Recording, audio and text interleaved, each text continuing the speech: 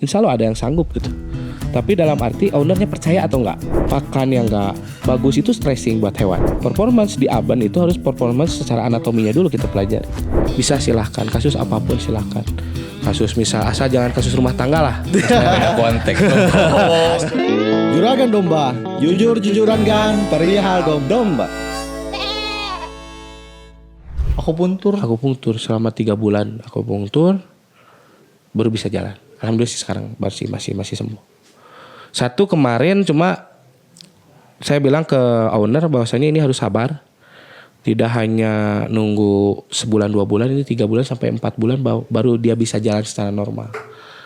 Cuma 2 minggu dia dari ambruk bisa sampai berdiri. Gitu. Dan Bapak harus sabar. Sabar berapa? 6 bulan. Akhirnya ya mungkin ya faktor yang lain. Ya jaga domba itu kan harus di petingan lah gitu ya. Di petingan dan lain-lain, makan juga harus ya udah. Jadi saya kalau kasus yang berat itu bukan kasus berat aja sih, kasus ringan juga. Saya suka bilang ke owner itu kemungkinan terburuk. Tidak kemungkinan terbaik. Kalau kemungkinan terbaik mah itu ngasih sama kayak MLM kan. Iya kan? Ngasih harapan gitu. Iya, dahsyat banget gitu kan. Nah, makanya ini harus selaku petugas medis gitu ya. Bukan kita dalam arti nggak sanggup, kita insya Allah ada yang sanggup gitu. Tapi dalam arti ownernya percaya atau enggak. Misalkan Kang Lutfi nih, Akang juga dokter. Kang Lutfi itu percaya sama saya. Akang datang.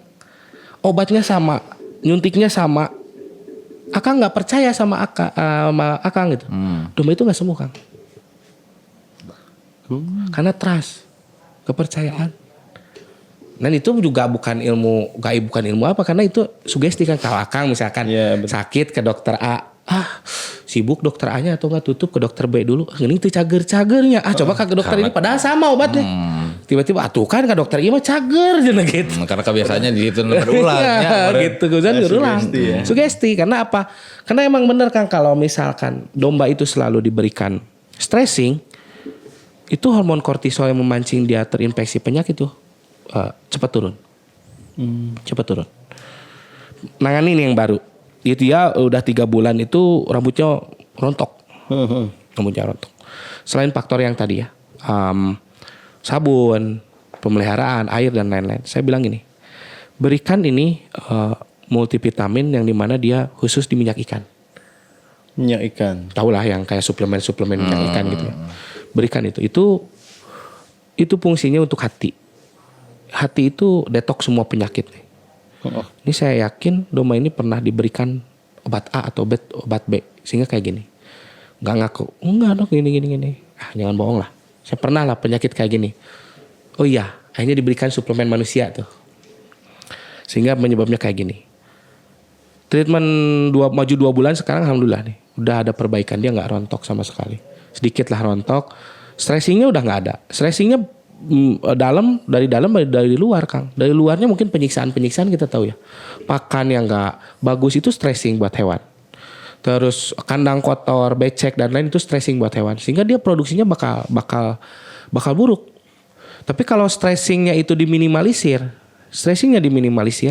walaupun dia domba untuk aben, kalau stressingnya diminimalisir, itu domba itu bahkan bahagia.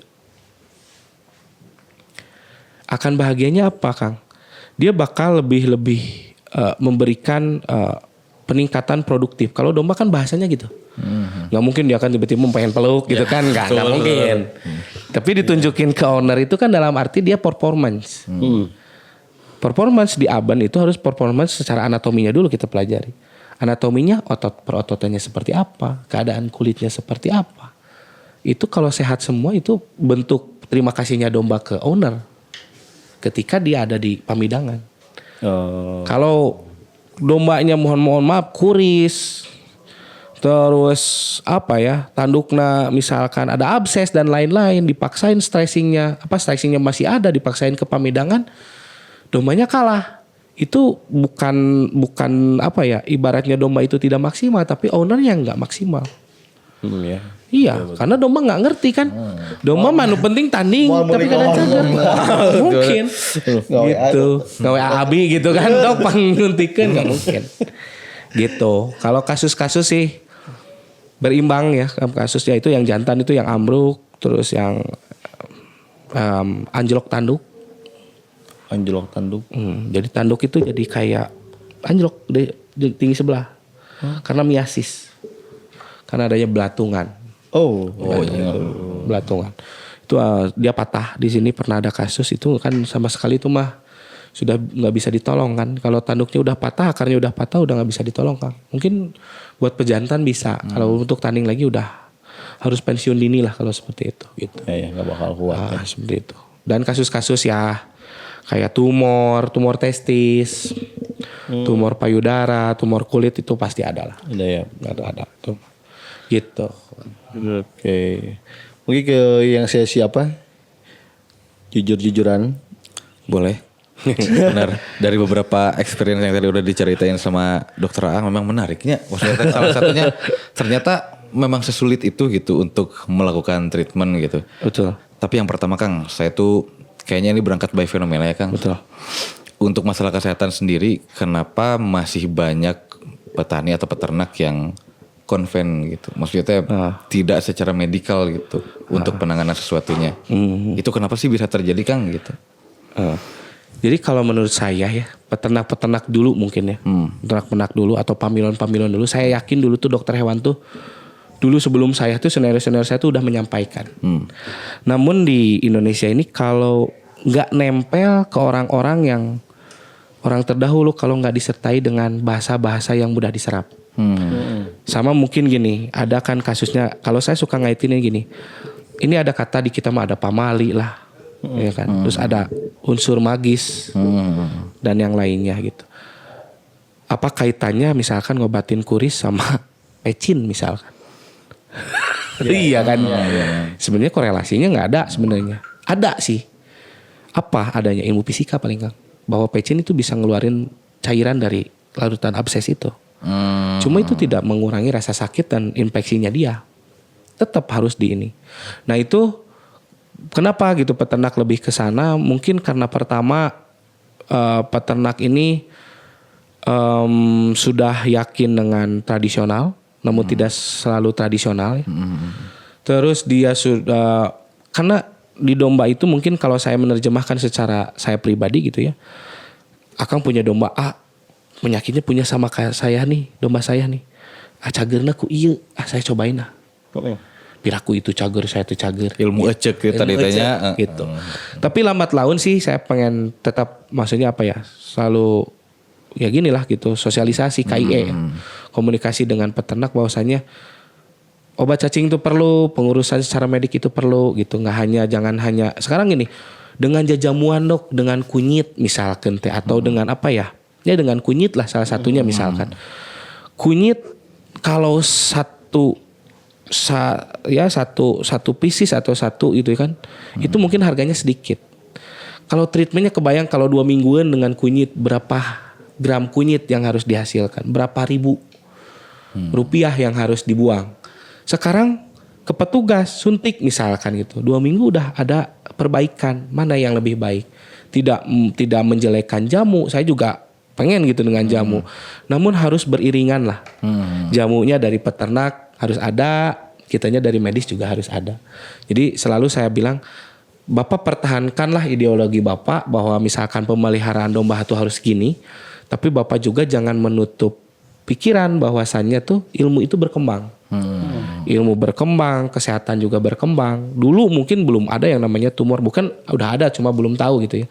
Tapi sekarang sudah ada beberapa kasus yang tumor testis. Terus senggeh gitu kan. Dulu mungkin nggak ada. Tapi sekarang ke senggeh itu sampai saya ketemu tuh domba tuh kayak Hellboy. Yang gede gitu. Gitu kan. Ya itu yang mungkin cabut udah pada kasih dokter mah. Cabut dan ternyata treatmentnya nggak semudah yang dicabut Kang.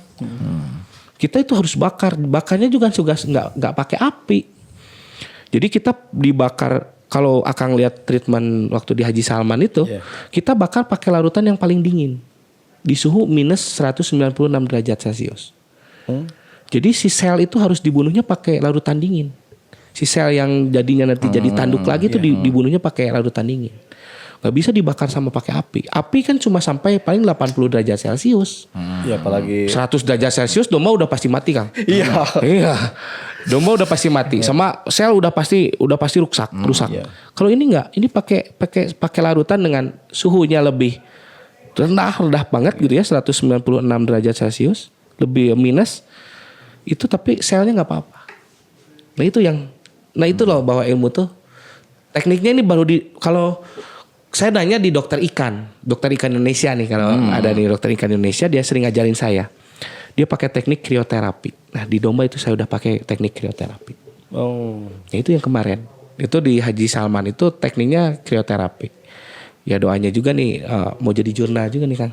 Hei. Udah publish lagi. Kemarin publishment yang obat kuris sama obat LSD. Mau luncurin buku juga insya Allah nih. Keren. 2 bulan lagi lah ilmu tentang kesehatan hewan di domba ya. Mantap. Memang butuh juga sih, kita butuh guidance, Kang, kayaknya kan. Ya dalam bentuk literasi atau apapun gitu. Betul. Terus tadi yang menarik lagi, Kang, ini kan kita ngomongin tentang yang dinamis, yang berkembang itu bukan hanya medikalnya, tapi juga penyakit juga berkembang, kan. Ada yang baru gitu.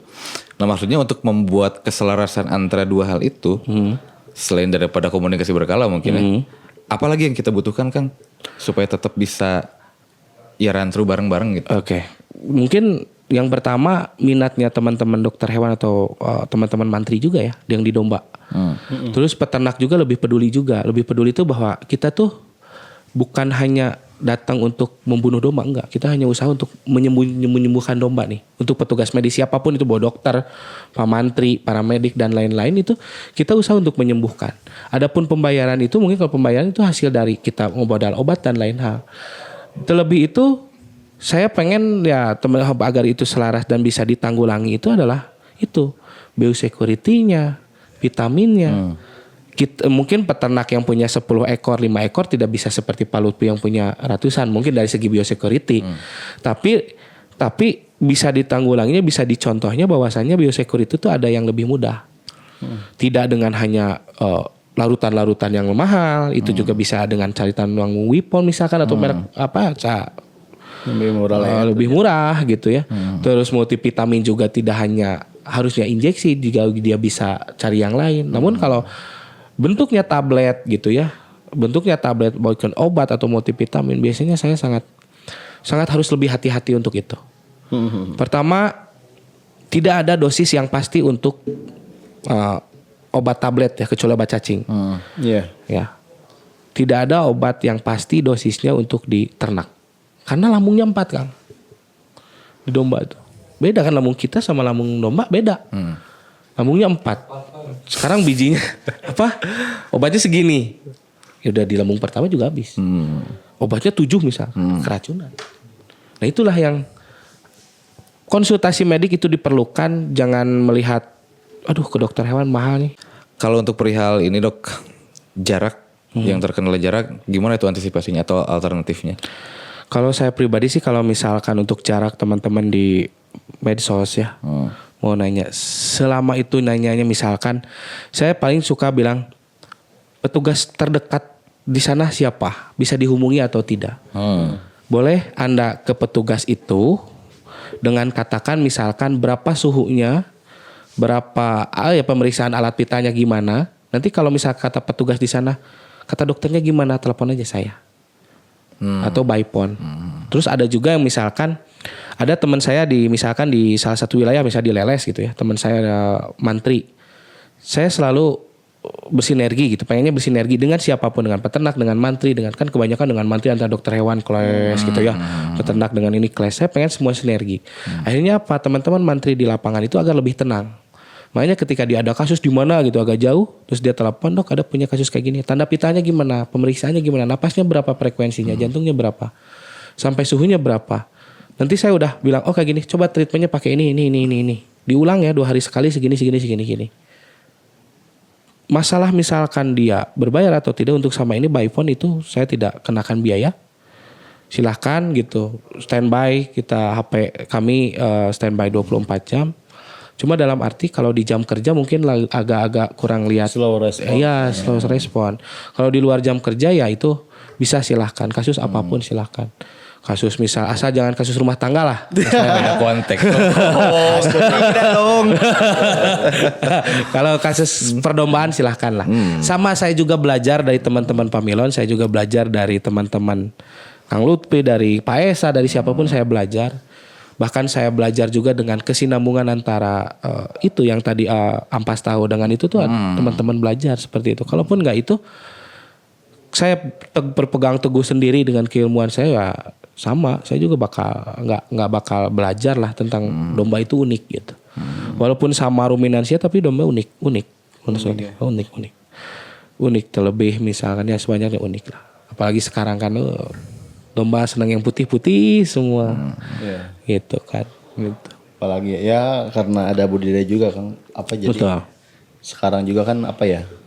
Harga domba ya luar biasa. Oh iya. Dan apa penggemarnya makin banyak. Dan ini mungkin yang dinantikan sama teman, ada Kang satu ya di Australia ini sekarang ada konferensi medik domba dan kambing di dunia nih, sekarang ada di Australia bulan Oktober. Itu mungkin nanti aku kirim linknya. Boleh ke Kang. Itu akan bisa di sana. Domba Garut ini justru dicari di sana. Kata penyelenggaranya ini, kita domba Dorper sudah ada pemateri dan pembudidaya gitu ya. Ini ada pembudidaya, domba Garut nih saya belum. Tapi domba Garut nih di India nih kayak domba Garut nih di India di mana-mana kayak domba kayak di India kayak domba Garut. Tapi kayak lebih unik, lebih ganteng, lebih gagah di Indonesia gitu.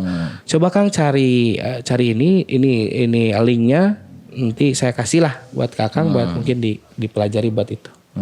Gitu karena domba sekarang mungkin apa ya, uniknya tidak hanya spesiesnya sama, subspesiesnya mungkin yang berbeda, Dorper dan lain-lain, itu yang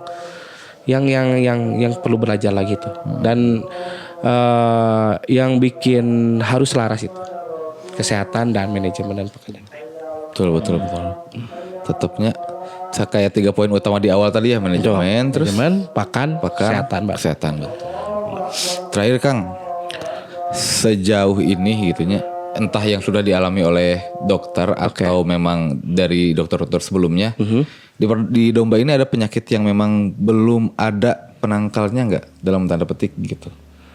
Sebenarnya kalau penangkalnya sih ada-ada aja sih Kang ya, sebenarnya kayak yang ambruk tadi gitu kan. Sebetulnya kalau kitanya nggak terus belajar juga belum tentu juga kesembuhan itu kan. Kita juga kasarnya gini Kang, kalau misalkan untuk pengobatan basicnya itu infeksi bakteri atau kuman gitu ya, itu sebenarnya sudah ada antibiotik lah dan yang lain-lain itu untuk penangkalnya. Dan kalau virus PMK dan lain-lain, kita ngobatinya secara gejala, secara klinis. Yang mungkin saya mah selalu berteguhnya gini. Ketika Tuhan itu menurunkan penyakit itu udah pasti ada obatnya. Ya, ada. Tapi peternak itu sadar atau enggak ada obatnya. Nah, yang bikin sadar tuh bukan dombanya tapi peternaknya ini. Alah, potong aja. Lebih ke arah sana. Kalau diperjuangin mau mah, ayo kita berjuang bareng-bareng gitu aja sih. Gitu. Hanya perlu dipelajari aja. Cuma lebih sulit. Betul. Iya, gitu. Ya, menarik banget nih. Beberapa informasi terutama mengenai kesehatan ternak ya barusan oleh dokter. Dan mungkin terakhir Dok, ada yang ingin disampaikan lagi untuk para peternak? Closing statementnya kalau peternak mah mungkin lebih semangat dari beternaknya. Walaupun gempuran penyakit ya kita sangat banyak nih gitu ya. Tapi tetap semangat, sinergi lah dengan petugas, baik itu Pak Mantri, Pak Dokter Hewan, Pak siapapun, sinergi, jangan sampai ada suzon di antara sama-sama profesi gitu ya. Kita juga dari petugas medis juga nggak bakal bisa berkembang kalau tidak ada peternakan. Peternakan juga sama gitu kan, karena trilogi tadi gitu kan ya, kita sama-sama mencari solusi penyakit ini, bagaimana solusinya. Kita cari solusi juga buat peternak yang mungkin baru belajar dan lain-lain, bimbingan. Ya saya harap sih lebih semangat aja buat peternak, apalagi peternak muda nih. Peternak muda itu harus lebih semangat, lebih peduli, lebih banyak belajar. Dan saya udah jadi dokter hewan tetap belajar Kang. Betul. Ya. Nggak mungkin nggak tetap belajar. Untuk belajar ada ilmu-ilmu lain yang ya di luar kuasa pasti tetap belajar. Gitu. Siap. Terima kasih. Siap.